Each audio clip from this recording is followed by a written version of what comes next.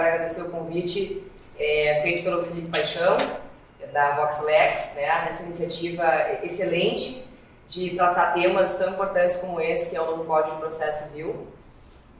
Parabéns pela iniciativa. Eu tenho notícias de que o evento tem sido bastante pródigo aí nas discussões com relação a essa temática importante que nós temos nesse momento, que são as disposições do novo Código de Processo Civil.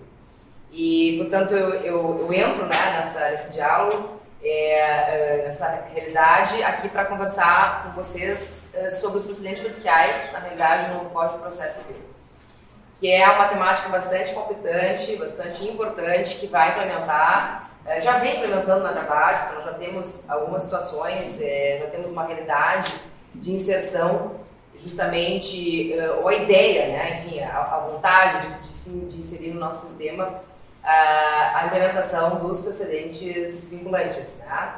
Mas com o novo Código de Processo Civil, sem dúvida, isso se exponencia fortemente. Nós temos previsões bastante importantes e questões, na verdade, não só os institutos propriamente ditos, né, que implementam a realidade de precedentes judiciais com eficácia vinculante, que desencadeiam no nosso sistema, na nossa realidade, na nossa prática forense. Tá? Na verdade, essa questão é uma questão que vai trazer vai demandar uma mudança de realidade, tá? Uma mudança de cultura muito grande dentro do judiciário brasileiro. Então, é uma temática extremamente relevante que merece a nossa apreciação, nosso debate, nosso enfrentamento. Eu pesquisei bastante essa temática por força da minha tese de doutorado, que eu defendi em maio deste ano na PUC, agora no Rio Grande do Sul. Eu tratei, enfim, eu quero conversar com vocês falando de forma mais aplicada com relação à realidade dos precedentes judiciais no novo CPC, mas eu trabalhei bastante a questão, e não tem como você falar em precedentes judiciais, mesmo que de forma adaptada à realidade do nosso novo Código de Processo Civil, não tem como não voltar, não buscar as origens na realidade, né, no sistema dos países de common law, que é da onde justamente se origina a ideia, o exemplo, né, dos precedentes de eficácia vinculante. Então, eu tive, né, essa incursão dentro dessa realidade dos sistemas de common law, os países, né, de common law, como os Estados Unidos e Inglaterra, justamente para perceber quais são as questões que nós podemos trazer e de que maneira que o Brasil e a nova legislação processual civil está trazendo, implementando isso, né, na prática e na realidade. Então, essa é uma questão, né, bastante importante, e acho que o novo Código de Processo Civil andou bem, né, e está buscando justamente implementar de forma bastante positiva e até própria, né, a realidade dos precedentes vinculantes, considerando a realidade, as técnicas de sistematização que existem nesses países, onde essa experiência dos precedentes judiciais de eficácia vinculante é bastante bem sucedida. Tá? Agora, claro, existe uma preocupação bastante grande por parte da doutrina, e também a gente verifica já da jurisprudência, né? Nós temos visto o STJ, o STF se articulando em torno de algumas questões que o novo CPC está trazendo acerca dos precedentes de eficácia vinculante. Existe uma preocupação bastante grande justamente com isso, né? Da nossa realidade jurídica brasileira, do nosso sistema judiciário, do nosso país, que não tem uma herança, não tem uma cultura de common law, sabemos, né? Nós temos um sistema próprio de civil law, onde a fonte primária do direito é a lei, então o que tem poder vinculante, né, pelo menos em tese, né, tradicionalmente a lei. Então, fazer essa mudança que nós já viemos fazendo, na verdade nós já temos institutos, né, justamente aí de precedentes com eficácia vinculante. Nós temos a súmula vinculante já, né, instalada no nosso sistema, nós temos os recursos especiais repetitivos, né, recurso extraordinário repetitivo. Então, nós já temos alguns institutos tendentes a implementar essa prática, mas com a realidade do novo Código de Processo Civil, e é isso que eu quero conversar com vocês aqui de forma mais específica, isso vai se ampliar fortemente e vai ter uma repercussão maior, pelo menos essa perspectiva, essa proposta do novo Código de Processo Civil. E aí vem a preocupação justamente, né, porque esse modelo é algo que requer não só, então tem uma lei que eu vou obedecer, né, os tribunais vão obedecer a sistemática toda, processual, enfim, forense, vai se adequar a essa realidade. Na verdade, isso demanda uma mudança de cultura, de posicionamento por parte de toda a comunidade jurídica, né, do judiciário, dos advogados, de todas as pessoas que, né, são operadores do direito de alguma forma. E também demanda que nós tenhamos as condições de desempenhar, de manipular essas técnicas que são próprias da sistemática dos precedentes de eficácia vinculante. Então, por si só, se pensar, né, numa realidade do direito onde aquilo que os juízes, magistrados, ministros decidem com força vinculante, então, um caso que se decide hoje no recurso especial repetitivo no âmbito do STJ, ou agora, no novo Código de Processo Civil, um caso que se decide, né, enfim, uma tese jurídica que é formada por força de um incidente de resolução de demandas repetitivas, que é um instituto novo que nós temos no novo CPC, bastante importante, eu acho que será falado aqui ainda hoje na temática, mas é um instituto bastante importante que está previsto no Código de Processo Civil e que vai ter esse condão justamente, né, de trazer, de formular uma tese jurídica a partir de um caso concreto, mas que vai ter eficácia vinculante para outros casos futuros, né, presentes ou futuros, e que versem sobre a mesma questão, a questão análoga de direito. Então, justamente o julgamento por amostragem, que é aquilo que nós já temos hoje por força dos recursos especiais repetitivos. Nós vamos ter fortemente com esse novo instituto, o incidente de resolução de demandas repetitivas, que é, então, portanto, mais uma técnica de eficácia, né, de precedentes judiciais com eficácia vinculante. Então, justamente, né, se pensar que aquilo que é decidido no âmbito do judiciário, aquilo que um juiz, um magistrado, um desembargador, enfim, porque com incidente a gente não vai ter teses jurídicas com eficácia, com potencial vinculante somente sendo produzidos no âmbito do STJ e STF. Nós teremos isso, inclusive, né, a possibilidade de surgir essas teses com um potencial vinculante já no primeiro grau, por força desse incidente. Quero falar depois de forma mais, né, detida aqui, que é um incidente de resolução de demandas repetitivas. Essa ideia, né, de um caso, de uma questão, de um processo que eu levo para o Poder Judiciário não ser processado do início ao fim, de forma própria, autônoma, independente, e receber a mesma destinação, né, que um outro caso, que pese tenha uma questão parecida, né, uma questão de direito análoga, mas não é aquele caso, não tem as peculiaridades talvez que aquele caso tem, e se conformar com essa decisão, porque essa é a decisão paradigma, essa é a decisão modelo, e, portanto, né, o julgamento por amostragem se justifica nessa medida, depende de uma série de circunstâncias, uma série, né, de situações que se deve estabelecer justamente com a realidade, com a cultura dos precedentes vinculantes na nossa realidade. Por que se chegou a esse ponto? Né? Por que a gente chegou, então, justamente neste momento em que é necessário, enfim, é isso que está sendo discutido aqui, sem dúvida, é necessária uma nova legislação processual civil. E por que esta questão, que, como eu já disse, já vem sendo, né, trabalhada e trazida na nossa realidade por força de alguns institutos, como os recursos especiais repetitivos, como a súmula vinculante, por que isso está se exponenciando e está sendo implementado cada vez mais e mais fortemente no nosso novo Código de Processo Civil? Os colegas já devem ter tido acesso, né, à nova legislação processual civil, pelo menos na parte inaugural, ali nas normas fundamentais, artigo 1º, artigo 12 do novo Código de Processo Civil. Então, já devem ter observado, porque logo no artigo 1º, né, do novo Código de Processo Civil, já tem a questão instaurada, exposta, da necessidade do processo civil se instrumentalizar, ser aplicado de acordo e seguindo os ditames da Constituição Federal, né, de 1988. Evidentemente, aí os colegas vão parar e pensar, e nós podemos discutir e falar, não, mas isso é uma questão né, já posta, essa é uma realidade do sistema, né, brasileiro, justamente das leis infraconstitucionais atenderem às questões, às imposições constitucionais.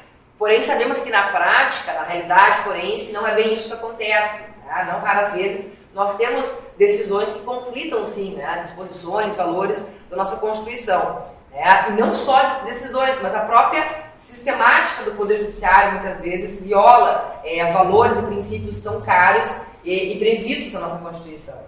Dentre eles, e falando, né, pensando na realidade dos precedentes judiciais com eficácia vinculante, nós podemos pensar, os colegas sabem disso, da lesão que nós podemos observar que existe da segurança jurídica, né, e da igualdade, do isolamento de tratamentos a casos análogos.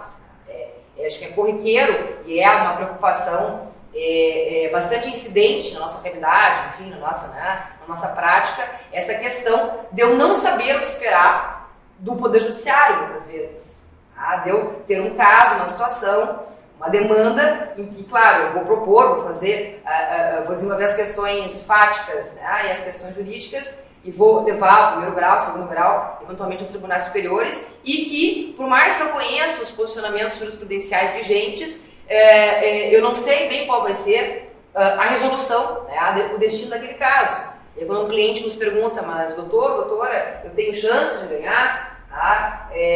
Eu vou ganhar esse processo? Quanto tempo vai demorar? Qual o resultado acionário que eu vou ter? E nós, evidentemente, temos que ter o compromisso de conhecer, né, qual é o resultado, qual é o entendimento dos tribunais acerca daquele tema que nós estamos levando ao Poder Judiciário, para poder dizer para o nosso cliente, para poder se posicionar, para poder discutir aquela tese jurídica, né, no âmbito de um processo. Mas nós não temos como dar a garantia, nós não temos a previsibilidade segura, né, de 100% de qual vai ser o resultado. Por quê? Porque muitas vezes eu sei que existe um entendimento no nosso Tribunal de Justiça aqui do Rio Grande do Sul, que é um tribunal com essa realidade, né? Existe sobre um tema, entendimento sobre obrigações contratuais dos planos de saúde. Às vezes tem o entendimento de uma turma, no sentido, uma Câmara, e na outra Câmara eu tenho entendimento diverso, uma pequena diferença que faz tem toda aí a relevância e repercussão para aquele caso prático. Então, depende qual vai ser a Câmara, qual vai ser, né, justamente, que vai julgar o meu processo, o meu caso. E mais do que isso, depende se daí o nosso tribunal pensa dessa maneira, isso o STJ não pensa de maneira, não decide de maneira totalmente diversa. Porque é outra situação que nos acomete. Aqui, especialmente no Rio Grande do Sul, hoje nós temos um Tribunal de Justiça bastante, por assim dizer, exótico em suas decisões, revolucionário muitas vezes. Né? Eu sempre brinco com os meus alunos, que talvez seja o espírito farroupilha falando mais alto, mas nós temos um posicionamento muitas vezes, né, rebelde, revolucionário, com relação ao STJ. Então, essa briga, de eu ter uma situação aqui no Tribunal Regional e outra situação no STJ, e como explicar isso para o cliente, como manipular e como tratar isso dentro da realidade de um processo. Então, isso é uma situação, tá, que não traz previsibilidade e estabilidade para o sistema. E quando eu falo em segurança jurídica, não só como um princípio, como regra, tá, e como princípio, mas como valor que deve informar e alimentar o sistema, eu tenho que pensar justamente nesse binômio, previsibilidade e estabilidade. Tá? Eu tenho que ter condições de saber mais ou menos aquilo que o judiciário vai me proporcionar em termos de decisões, de resposta aos problemas que eu vou levar até ele, e tenho que saber que essa posição, esse entendimento não vai se alterar no meio do caminho, ao longo do trâmite do meu processo, porque isso acontece muito também, especialmente nos tribunais superiores, no STJ. Eu tenho um entendimento num dia, e por força de um acontecimento político, econômico, social, esse entendimento se reverter completamente. Então, mudar completamente. Nós temos vários casos que podem nos trazer isso, justamente como experiência. O caso da Brasil Telecom, por exemplo, que gerou uma série de ações repetitivas, é disso que a gente vai falar agora na sequência, porque tinha esse entendimento no STJ e depois, de um período, se inverteu completamente o entendimento, aquilo que era mais pró, aí o Brasil Telecom passou a ser, enfim, para o consumidor. Então, nós tivemos uma reversão de entendimento muito forte, oposta àquilo que se entendia anteriormente até então. E isso, sabemos, isso não é fator de estabilidade. Eu não posso considerar que os entendimentos são uníssonos, enfim, estáveis. E nem poderia ser. Os colegas também devem estar pensando, mas se o direito é uma ciência social, se destina à sociedade, por óbvio que ele tem que se adaptar às mudanças, e às dinâmicas da sociedade. Claro que sim, e ele tem que se adaptar, ele tem que se ajustar a essas realidades, ele tem que justamente promover as mudanças, os ajustes necessários. A evolução, a alteração do direito também é fator de segurança jurídica, por óbvio, segurança jurídica e justiça. Mas tem que existir uma maneira para isso acontecer, para não ferir justamente a isonomia, o princípio da igualdade, de tratamento de casos iguais, e para respeitar, evidentemente, questões como o direito adquirido, que também é um fator de segurança jurídica. E essas questões são muito sensíveis quando se fala, em realidade, de precedentes judiciais de eficácia vinculante. Tá? Os valores e os princípios da segurança jurídica e da isonomia. Tá? Então, nessa realidade, dentro dessa demanda, é que justamente o novo CPC está trabalhando e está privilegiando a ideia de precedentes vinculantes, tá? Na implementação desses precedentes na nossa realidade. É a necessidade de outorga de maior segurança jurídica no que tange a previsibilidade e estabilidade do sistema. Então, né, eu uniformizar, eu equalizar decisões judiciais, especialmente no âmbito dos tribunais superiores, que a gente sabe que existe essa instabilidade decisional, muitas vezes, de entendimento, tá? E que gera a falta de previsibilidade que eu vou ter em termos de resposta jurisdicional. Então, essa necessidade é uma necessidade que se impõe hoje, né? Por isso, a ideia de eu ter justamente a imposição a tribunais estaduais e também os superiores, de uniformização da jurisprudência, no sentido de buscar mais estabilidade e previsibilidade. E também no sentido de buscar isonomia de tratamento a casos análogos. Tá? Não é justo, né, se falar um caso X, tá, que é quase igual, né, muito semelhante ao caso Y, ele ter um julgamento porque aconteceu num canto do país e ter outro julgamento, outro destino totalmente diverso porque aconteceu num outro canto do país, cujas, né, situações culturais, sociais são diferentes. Então, nós temos justamente, mas a Constituição, ela, né, atinge toda a Federação Brasileira, então nós temos que buscar isonomia de tratamentos a casos análogos.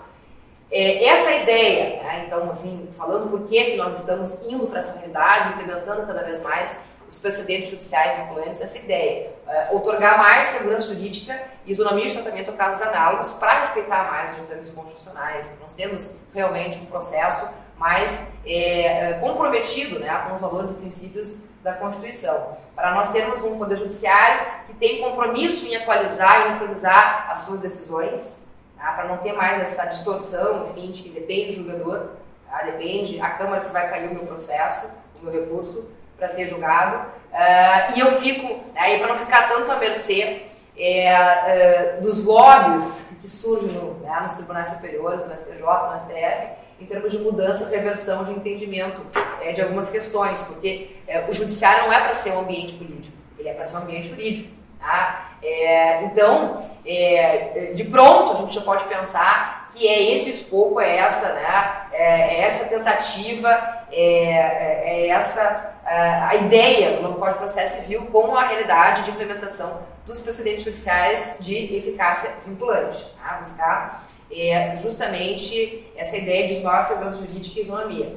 Claro que isso não pode ser, e eu tenho discutido muito com, enfim, com juristas e processualistas, claro que isso não pode ser um fator de engessamento do sistema. Se falou, se discutiu muito essa questão quando foi implementado por força da Emenda Constitucional 45 de 2004, das súmulas vinculantes. Né? Mas isso vai engessar o sistema, porque onde já se viu ter um enunciado abstrato e que vai designar, que vai direcionar uma série de casos semelhantes. E quando esses casos não forem bem semelhantes, porque as premissas fáticas dos casos devem ser conhecidas, porque às vezes as premissas fáticas alteram completamente a solução jurídica do caso. Então, essa ideia de ter um enunciado abstrato a partir da matéria de direito para solucionar o meu caso, às vezes não fecha bem, às vezes não é fator de justiça e correção, porquanto não se ajusta, tem uma pequena peculiaridade fática que faz com que o meu caso não mereça a destinação, o julgamento daquele caso já decidido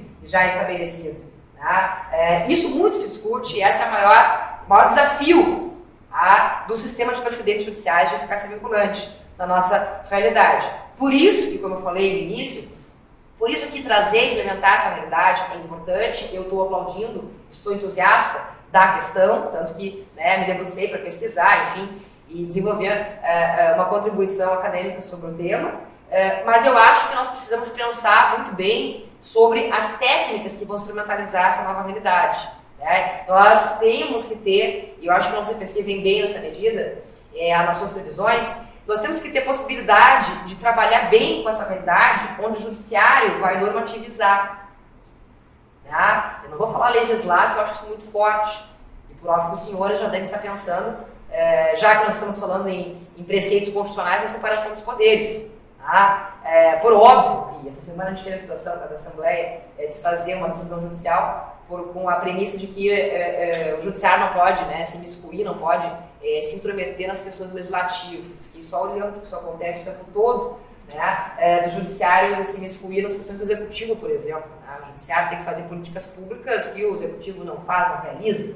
Tá? Então, no legislativo não pode colocar a mão. Ora, é evidente que tem independência dos três poderes, mas também tem que ter a cooperação, né? Também tem que ter a sinergia dos três poderes. Quando um desses poderes não trabalha como deve, o judiciário pode, né? Me parece, fazer a revisão dos motivos, né? Desses atos dos outros poderes. De todo modo, esta é uma questão, né, que este é um argumento que vem contra a ideia do judiciário normativizar, e eu não vou falar legislar, né, porque isso é muito forte, o processo legislativo é próprio, existe legitimidade constitucional, existe todo um procedimento próprio de legislar, de criar uma lei. Mas é bem verdade que com a realidade dos precedentes vinculantes, nós vamos ter sim decisões, julgamentos por amostragem. Decisões judiciais que vão ser emanadas do Poder Judiciário, que vão ser aplicadas a outros casos, né? De modo abstrato, decisões judiciais que vão ser paradigmas, modelos, e que vão ser aplicados automaticamente a outros casos que se dizem análogos e parecidos com aqueles casos. Tá? Então, hoje nós temos a realidade dos recursos especiais repetitivos. Eu tenho lá o recurso especial afetado, né, como repetitivo no STJ. Todos os outros que vierem sobre questão idêntica de direito vão ser suspensos, não vão ter tramitação autônoma, independente, e após tramitação, decisão desse recurso especial paradigma modelo, esses outros recursos especiais vão receber por amostragem a decisão paradigma. Mas eles não tiveram tramitação e análise própria. Né? Então, é uma sistemática de normativização abstrata. Receber é como funciona a lei. Eu pego, para um caso concreto, para um caso prático, o suporte fático e tem incidência normativa. É uma ideia de lei. Então, essas decisões, paradigmas vão ter aplicação nos outros casos que não tiveram tramitação independente autônoma, e vão receber as destinações e vão ter que se conformar com aquela decisão. A não ser que tu consigas provar por força de recurso. No novo CPC a gente tem a reclamação, vou falar a respeito, que teu caso não é idêntico, não é sobre idêntica a questão de direito, que aquele outro caso que foi estabelecido como caso paradigma modelo, senão tu não vai ter a tramitação. É mais ou menos o que acontece hoje. Eu nem vou entrar com uma discussão judicial porque eu já sei que tem uma lei que prevê em sentido diverso aquilo que eu quero. Então, eu não vou entrar com esse pleito porque eu sei que tem uma lei que trata dessa questão. Porque ela tem aplicação abstrata e, portanto, erga omnes, a todos. É uma sistemática parecida. E isso é uma das críticas. Como é que o judiciário, que não tem esse condão, não tem essa prerrogativa, essa legitimidade constitucional, vai legislar, vai normativizar? Isso já vem acontecendo. E eu entendo que não tem como fugir dessa realidade.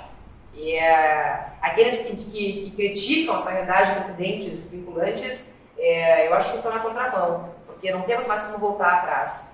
Nós, como eu já disse, já temos institutos instaurados nesse sentido. E com o novo CPC isso vai crescer fortemente.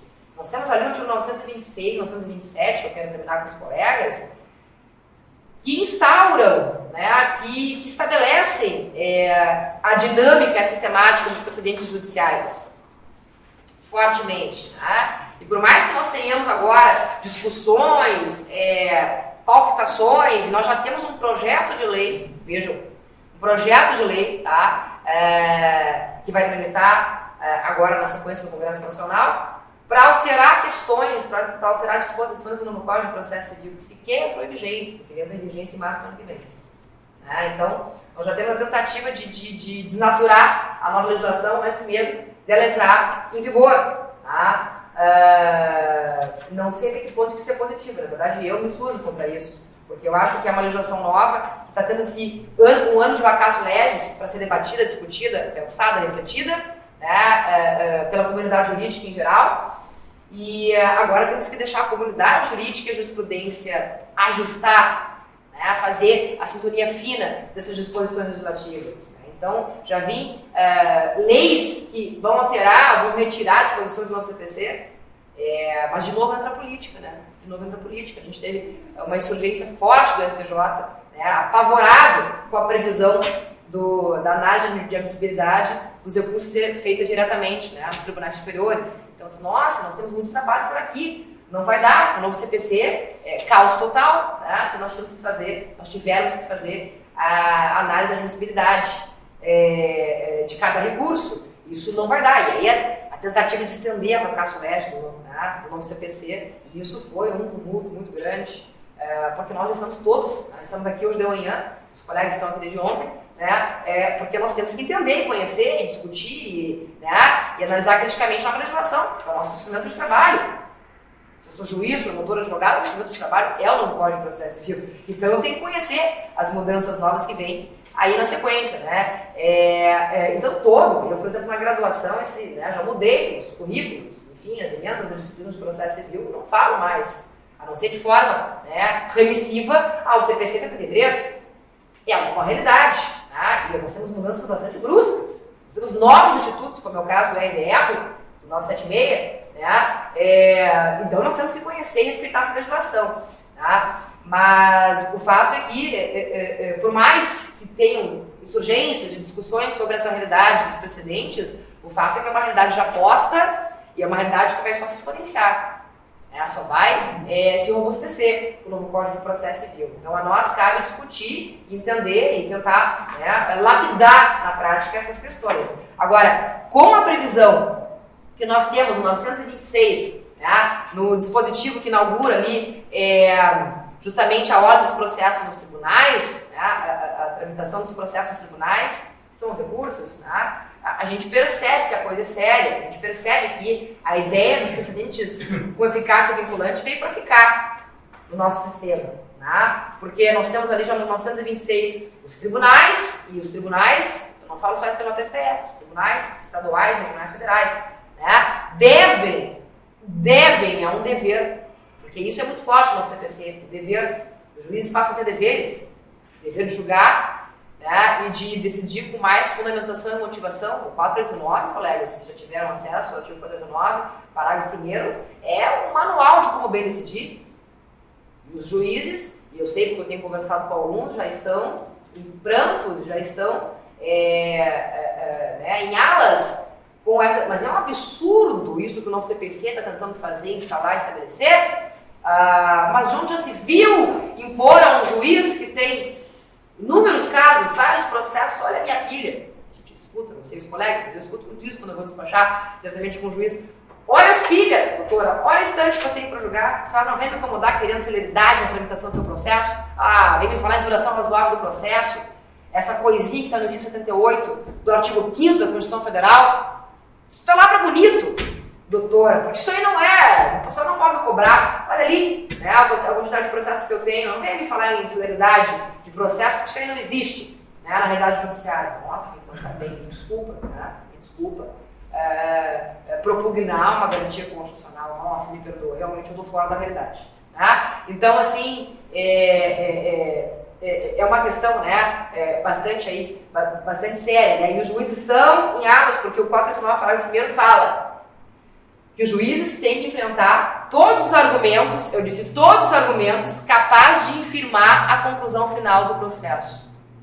É o ônus da argumentação específica que o novo CPC está instalando no artigo 489. É o ônus que os juízes vão ter, porque é um dever, como eu já disse, de enfrentar, de forma motivada, fundamentada, todos os pontos trazidos pela parte autora e parte avaliada no processo, para bem decidir e para criar a ratio decidente, a razão de decidir, que é o que vai ter eficácia vinculante.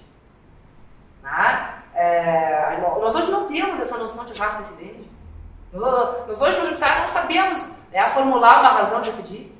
Nós sabemos colocar qual é o destino da decisão. Então, a decisão, a sentença se mantém com seus próprios fundamentos. Mas que fundamentos são esses? Nós precisamos saber. Para aceitar ou para recorrer. Vamos expor os fundamentos, porque daí chega esse absurdo de eu ter que fazer embargos declaratórios, e a gente sabe que não funciona, porque eles são desacolhidos, a maioria, E já me aconteceu, e imagino que aos colegas também, embargos operatórios e embargos operatórios. Porque, né, não foi enfrentada a questão dos honorários da decisão. Aí eu disse, mas qual é o percentual, Meretice? Qual é o percentual de honorário? Eu preciso saber, a gente tem que vir, né, na decisão. Então, eu celebro fortemente o 489, parágrafo 1º, parágrafo 2º, tem colisão de normas, aplicou o princípio da minha melhor vontade, o princípio de hoje eu acordei com bom humor, tá, dos juízes. Então, tem duas leis que podem ser aplicadas no caso concreto. Então eu, juiz, vou criar o princípio da minha ideia, o princípio da minha melhor vontade, e é esse princípio que vai dizer qual é a solução no caso concreto. Explica melhor, enfrenta, decide. Eu preciso ou me conformar com essa decisão ou recorrer. E aí eu preciso de fundamento para isso. Então, a nossa realidade, nosso sistema não está bem preparado, sabe, para formar decisões, para estabelecer razões de decidir próprias e bem fundamentadas. E para isso tem que ter uma exigência, né, um dever de motivação, de fundamentação adequada. E o 489 vem essa medida, mas os juízes já estão dizendo que não vai ser possível aplicar porque é muita pilha. Então, como é que eu vou enfrentar processo por processo, estabelecendo argumentos, próprios, e enfrentando todos os argumentos que vêm, né, no processo? Não vai dar. Olha, então o CPC é mate-morto. E o judiciário está dizendo que não vai ser aplicado. Não dá, né? Não é essa a melhor postura. Mas devem, eu dizia eu aqui, ao analisar o 926, os tribunais devem uniformizar sua jurisprudência e manter estável, olha, a estabilidade da segurança jurídica. Né? Eu sabia o que esperar e não ter aquela alteração, aquela mudança de entendimento por questões políticas. Estável, íntegra, e a integridade aqui, colegas, é no sentido de unidade, tá? Unidade. É claro que no CPC se inspirou, né, na doutrina de Dworkin, no que tange a ideia de integridade do direito, unidade do direito. Ou seja, eu não ter, né, decisões diversas, né, eu não ter um sistema bipolar, multipolar, e sim íntegro, uno, né, dentro da aplicação, da interpretação da lei em última análise, e melhor análise da Constituição Federal. Então, integridade no sentido de unidade de direito. E coerente. Por óbvio que aquilo que é estável e íntegro tem que ser coerente. Tá? Então, aqui já no 126, ditando, né, um compromisso, um dever dos tribunais. Tá? Excelente, né? Lindo. Aí vem os problemas. A doutrina já vem falando, eu quero também rapidamente expor aqui aos colegas. Mas 926, então, vem estabelecer e vem implementar, né, essa realidade. No parágrafo 2º, eu tenho um reconhecimento do problema. Né? Ao editar enunciados de súmula, que nós sabemos que súmulas são enunciados abstratos, né? E aí eu tenho um pouco de antipatia às súmulas, porque ou são voláteis,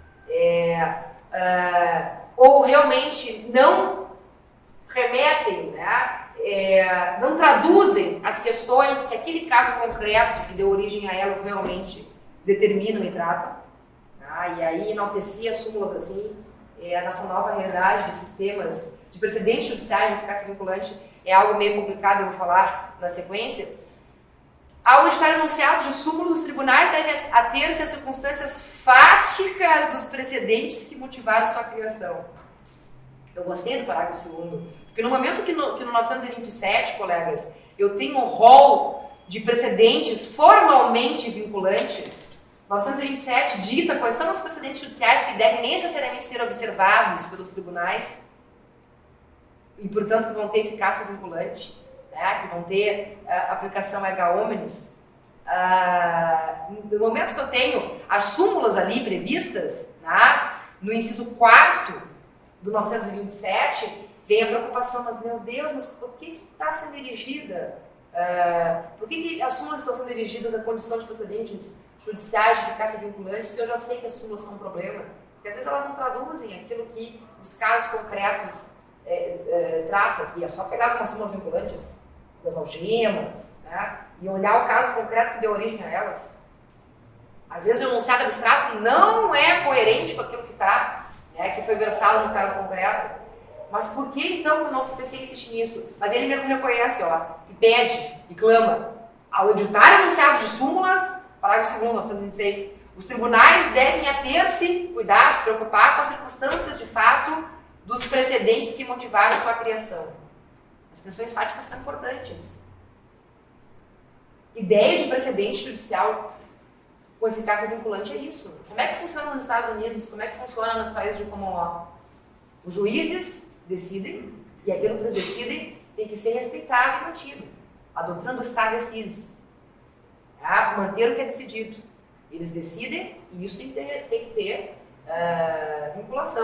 vinculatividade, isso tem que ser respeitado. A não ser que eles mesmos entendam que isso, o que eles decidiram, não se aplica mais, porque foi revogado, foi superado pela própria realidade. E aí então se supera aquele precedente e se cria um novo, que é a ideia do overruling. Superação de precedentes, porque a ideia social, né, política, econômica traz a necessidade de um outro precedente. Ou então, eu não vou engessar o sistema aplicando um precedente a esse caso que chegou, que já está decidido, nesse sentido, porque esse caso aqui é um pouco diferente desse outro caso que eu tenho decidido já. Que é a ideia do distinguish, da distinção. Esse caso não é igual, então eu não posso dar a mesma distinção para esse caso. Isso funciona muito bem lá nos Estados Unidos, onde eu tenho uma tradição de precedentes com eficácia vinculante, onde eu tenho uma tradição de país de common law, onde os stare decisis, aquilo que se decide tem que ser mantido. E essas técnicas de distinção de casos, essas técnicas de superação de precedentes para criar novos, funcionam muito bem, é a cultura, a realidade deles. Eu quero ver se aqui a gente vai trazer e vai recepcionar bem essa cultura, essa realidade. Porque, como eu já disse, a nossa cultura não é de common law, é de civil law, é de lei do topo. E agora a gente quer trazer a jurisprudência, e mais do que isso, e aqui se equivoca, 926 em falar de jurisprudência, os precedentes como fonte do direito. Mas jurisprudência e precedente judicial não é a mesma coisa? Não, não é. A jurisprudência, nós sabemos, das nossas lições mais preliminares de direito que temos, né? Jurisprudência. Ciência do direito. Não, isso é uma outra ideia. Jurisprudência, decisões reiteradas e repetitivas no mesmo sentido. Dos tribunais, no mesmo sentido. Precedente. Ideia, enunciado, tese jurídica que se cria a partir de um caso concreto, porque a vinculação com o caso concreto, o compromisso com o caso concreto, dentro da realidade de precedentes, é muito importante. Não dá para dispensar, e aí eu fiquei meio preocupada, porque optou o novo CPC a identificar só as questões de direito, não de fato, como premissa para a implementação dos precedentes de eficácia vinculante. Mas o que é um precedente? É um enunciado, uma tese jurídica que é criada a partir de um caso concreto, e com compromisso com esse caso concreto, com as premissas fáticas desse caso concreto, que vai ser criado e que tem potencial para ser aplicado em casos futuros. Que tem potencial para ser aplicado em casos futuros. Em função do seu conteúdo. Em função do conteúdo dele, ter questões que vão ser aplicadas a outros casos, porque tratam de questões, né, que socorrem, que se aplicam a outros casos. E eu só tenho um precedente quando esse enunciado passa a ser aplicado a outros casos análogos ou idênticos. A discussão do Clusitude, do Marinoni, né, que são os nossos... hoje nós temos obras excelentes sobre precedentes vinculantes, né, e eu celebro a do Hélio Zanetti como a melhor, né, o valor vinculante dos precedentes. Baita livro, né? Muito claro o objetivo. Mas eu tenho antes... os precedentes obrigatórios do Marinoni, que é muito bom, e agora ele, né, já editou uma nova, mais adaptada no CPC, porque os precedentes obrigatórios de 2010, então tem o julgamento, né, julgamento dos precedentes no STJ e no STF, pela RT, ele critica muito essa realidade dos novos precedentes, mas os precedentes obrigatórios é uma obra excepcional, o Marinoni, né, enfrenta muito bem essas questões. E tem uma obra anterior, de 2004, que é do Clusitude, que é, né, a jurisprudência como fonte de direito, que é uma baita obra também, dentro dessa realidade, ela é anterior, e aí eles brigam. Quando é que nasce o precedente? Quando surge a tese jurídica com potencial para ser aplicada a outros casos futuros, né, que é a ideia do Clusitude, ou quando ela é efetivamente aplicada a um caso que vem depois, pela analogia desses casos. Quando nasce, isso é uma discussão acadêmica, não vou aqui meter, Mas eu entendo, né, que é quando ele é aplicado. E daí, esse potencial passa de potencial para a realidade. Essa tese tem condições de ser aplicada em outros casos. Ela pode funcionar como precedente e pode ter eficácia vinculante. Né? Então, essas questões, né, de o que é um precedente e o que é a jurisprudência são muito importantes. Não é a mesma coisa. Você está tratando como a mesma coisa aqui, 926. Mas, né, tem diferenças. E o próprio novo CPC reconhece nisso, eu me acalmo, que ao editar as súmulas tem que cuidar e tem que se preocupar com as circunstâncias fáticas do caso. Porque precedente judicial é caso concreto, é uma norma, né? É uma tese jurídica que vai surgir a partir de um caso concreto. Então esse compromisso está aí no parágrafo 2º, né? Salvando, portanto, esse equívoco de enaltecer tantas súmulas que não tem um potencial assim, né, tão forte para ser um precedente, em função de ser um enunciado abstrato e não ter compromisso com as questões fáticas, que, repito, é o que propugna a ideia de precedentes judiciais vinculantes. Mas isso é lá nos Estados Unidos, Gisele. O Brasil está abrasileirando, comunalizando. O professor Sérgio Porto, acho que não veio ainda aqui hoje, né? Ele usa essa expressão, a comunalização do direito, né? Muito forte. Então o Brasil está adaptando como quer esse instituto. Eu sei, claro, a gente faz a importação, né, de alguns institutos estrangeiros, como já fizemos com as Astrentes da França, o Contempt of Court, né, da Inglaterra, o 14, o 461 do CPC. Lindo, vamos trazer as experiências bem-sucedidas dos países, né, europeus, enfim, norte-americanos. Vamos trazer e implementar a nossa realidade, vamos adaptar a nossa cultura. Claro que tem que ser assim. Agora, eu penso sinceramente que se a gente está trazendo ideias de precedentes lá dos países de common law, até Estados Unidos, a gente tem que, no mínimo, trazer, eu não digo a cultura, a herança, porque a nossa é outra. Isso não muda de uma hora para outra porque veio o novo CPC que está mudando. Isso é uma questão de operacionalização na prática. Mas a gente tem que trazer as técnicas, pelo menos, as técnicas mínimas de implantação bem-sucedida desse instituto, dessa realidade. Né? E o 489 fala em overruling, em distinguish, em superação, possibilidade de superação de precedentes e possibilidade de extinção de casos, para não engessar de mais direito. Então, eu acho que o novo CPC está tentando, né, precedentalizar a questão brasileira, comunalizar, né, o nosso direito, adaptando a nossa realidade. E aqui vem, então, 926, nessa medida, né? Ele fala que a súmula é precedente de eficácia vinculante, 927, mas fala que, ao editar a súmula, tem que cuidar do caso concreto. E o 927 traz um rol de precedentes, né? Traz um rol de precedentes formalmente vinculantes. Então, aqui eu tenho, né? Os juízes e os tribunais observarão, isso é um ditame, não é uma faculdade, não é uma possibilidade. Aí tá, decisão primeiro nenhuma novidade, né? Decisões do STF, controle concentrado de constitucionalidade, ADIM. Sim, tá, isso já tem eficácia erga omnes, não é, meus colegas? Então tá, isso aqui tá só pontificando que já existe. Os enunciados de súmula vinculante. Sim, é vinculante. Tá, aí vem as novidades. Inciso terceiro, 927. Os acordos em incidente de assunção de competência ou de resolução de demandas repetitivas, que é esse instituto novo, né, que está nos artigos 976 a 987 do novo CPC, e acho que a Daniela via fora e vim falar dele para vocês. É bem importante essa temática, eu datei muito na minha tese de doutorado sobre esse instituto, né, que vai ser mais uma sistemática de julgamento de casos repetitivos e em julgamento de recursos extraordinários e especiais repetitivos. Recurso especial e extraordinário repetitivos. É aí que o Marinoni fica nervoso, nesse último livro dele. Por quê? Meu Deus, mas quer se outorgar força vinculante para os precedentes? Quer se estabelecer essa ideia de que os precedentes têm força vinculante? E mais do que isso, quer se revisar a função das cortes superiores, né, do STJ e do STF, não é só corte de cassação. O STJ e o STF é corte, né, de outorga de sentido para o direito, de outorga de sentido para a Constituição, no caso do STF, e de outorga de sentido para a legislação infraconstitucional, no caso do STJ. Eles têm essa missão importante. Então, por que coloca como precedente formalmente vinculante 927? Só os RESPs e restos repetitivos, e não todos, já que são todos emanados do STJ e do STF.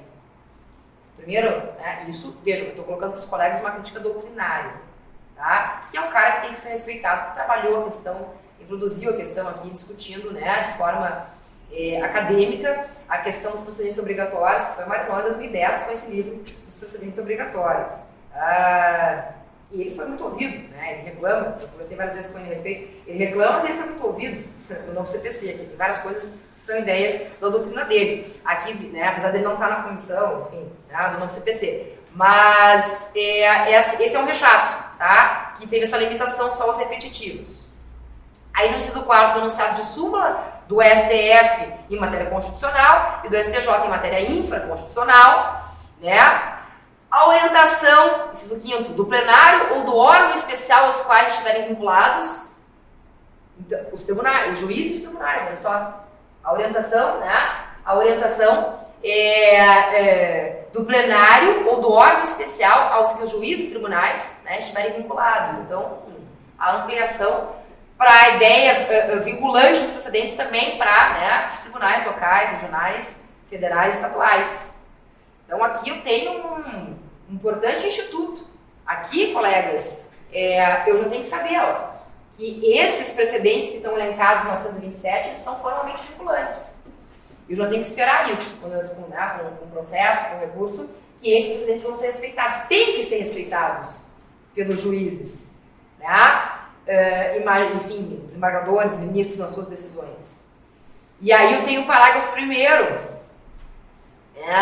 Os juízes, 927, os juízes e os tribunais observarão o disposto no artigo 10, e aí eu fico, o que é o artigo 10, lá das normas fundamentais do novo CPC?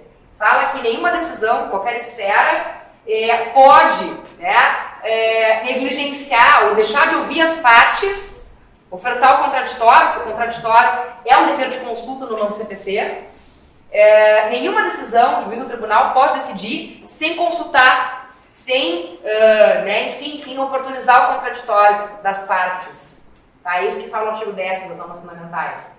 E aí vem, né, EILO aqui, ó, aí vem o glorioso, né, artigo 489, parágrafo 1º. E no artigo 489, parágrafo 1º, quando decidirem com fundamento neste artigo. O que é o artigo 489, parágrafo 1º, colegas? Está causando tanta polêmica entre os juízes, né? Estão dizendo que é um absurdo, que é uma exigência desmedida, impossível de ser aplicada na prática. Aí vem, né, o 489, parágrafo 1º. Não se considera fundamentada qualquer decisão judicial, seja ela interlocutória, sentença ou acordo que. Aí vem uma série de exigências ali, né? E aí a gente, lendo os incisos, pensa, mas é só o que acontece na prática. Se limitar a indicação e produção a parágrafos de ato normativo. Juiz que decide, diz, eu decido com base nessa lei, 2 pontos, e copia e cola lá a lei. Eu decido com base na melhor jurisprudência dos tribunais e copia e cola as emendas, né? As emendas dos julgados, né? E essa é a decisão em ponto ao dispositivo. Mantenha a decisão com seus próprios fundamentos. Empregar conceitos jurídicos indeterminados. O que é conceito jurídico indeterminado? Eu decido com base no princípio do melhor interesse da pessoa. O que é o melhor interesse da pessoa? Eu determino a guarda porque ele é um bom pai. O que é ser um bom pai? Isso é uma coisa determinada e subjetiva. Existe um consenso, ok, mas vamos enfrentar este consenso, né? Invocar motivos que se prestariam a justificar qualquer outra decisão, e não aquela no caso concreto. E aí o inciso 4, que eu adoro. Não enfrentar todos os argumentos deduzidos no processo capazes de, em tese, infirmar a conclusão adotada pelo julgador. Todos os argumentos que as partes trazem capazes de levar à conclusão do juízo. E aí é o que eu brinco, né, de ônus da argumentação específica. Esses dias eu estava conversando com um amigo meu juiz.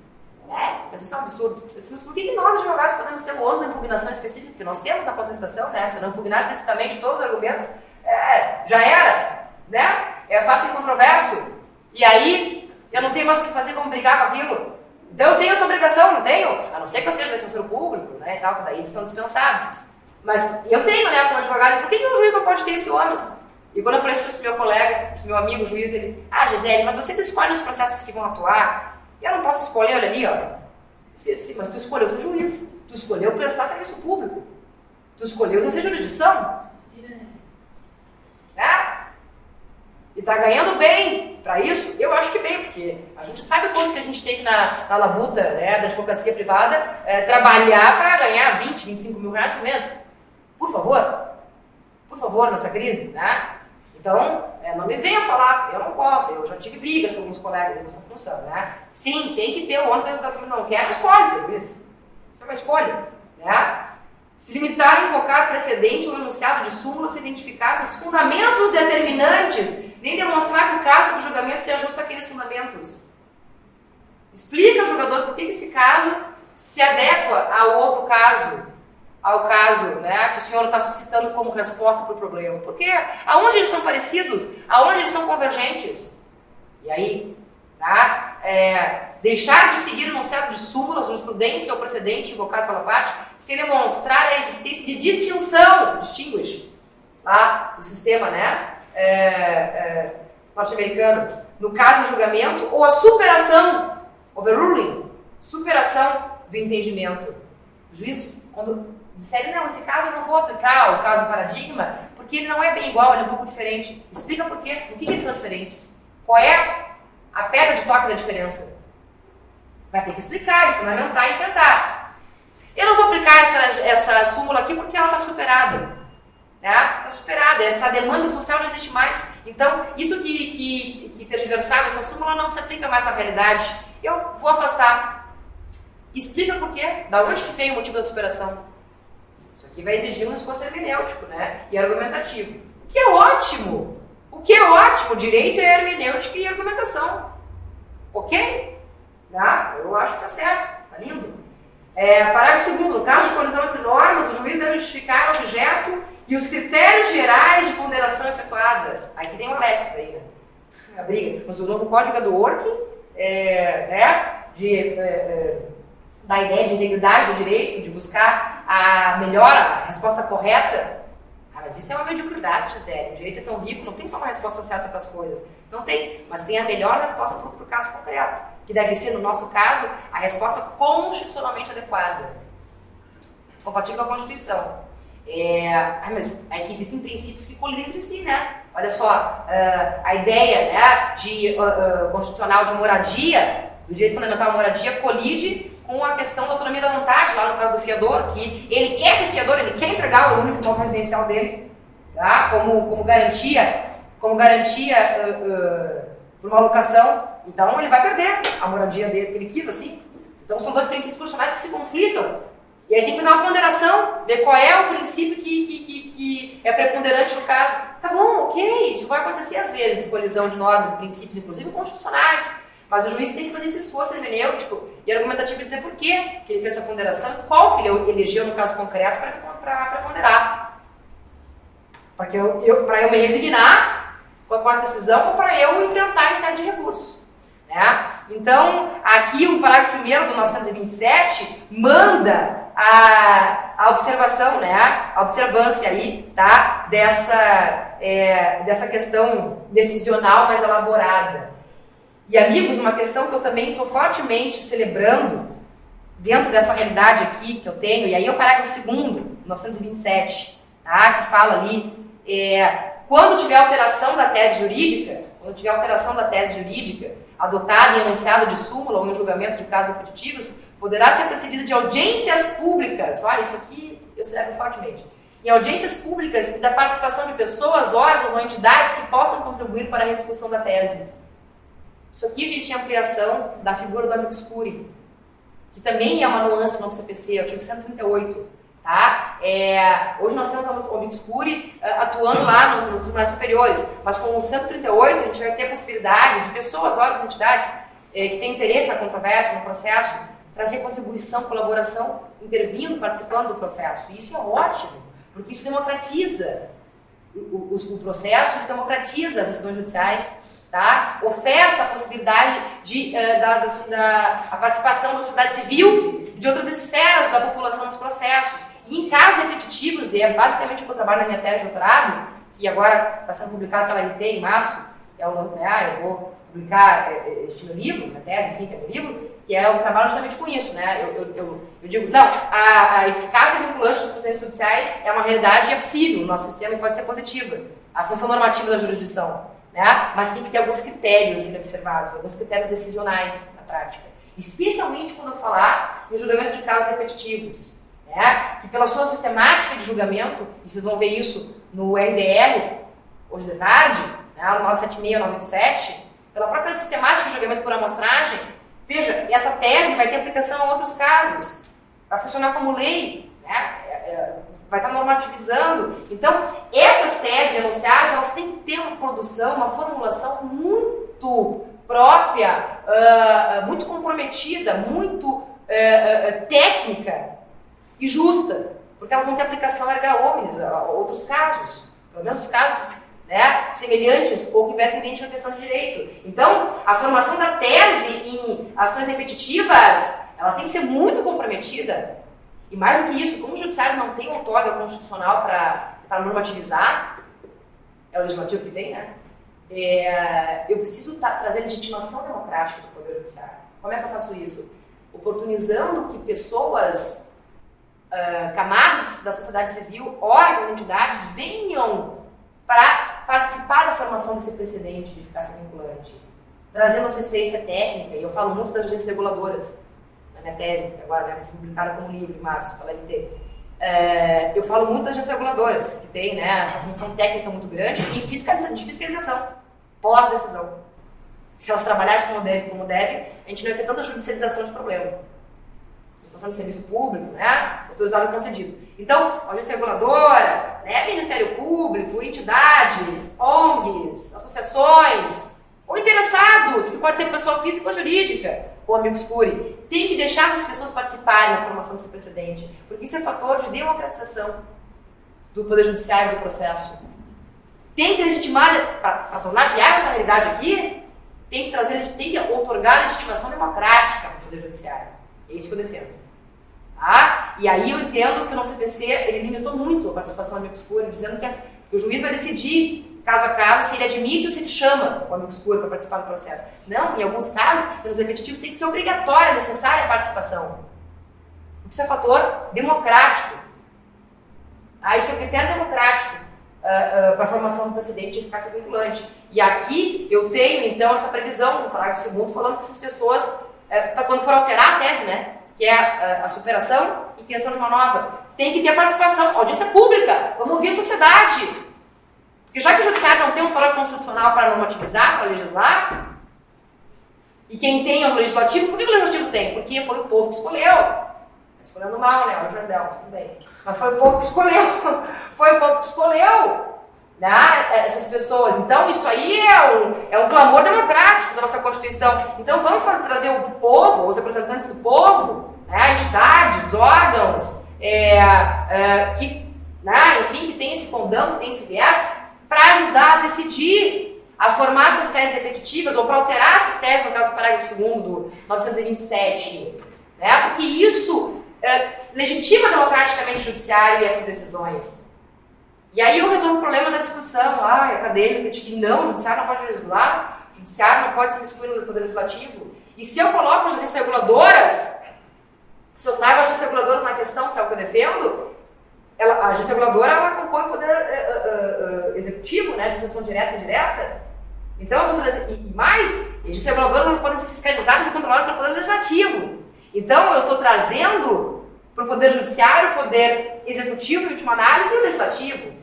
E eu estou possibilitando a discussão democrática da questão para a formação de teses repetitivas, né? Então, eu acho que isso é importante, tá?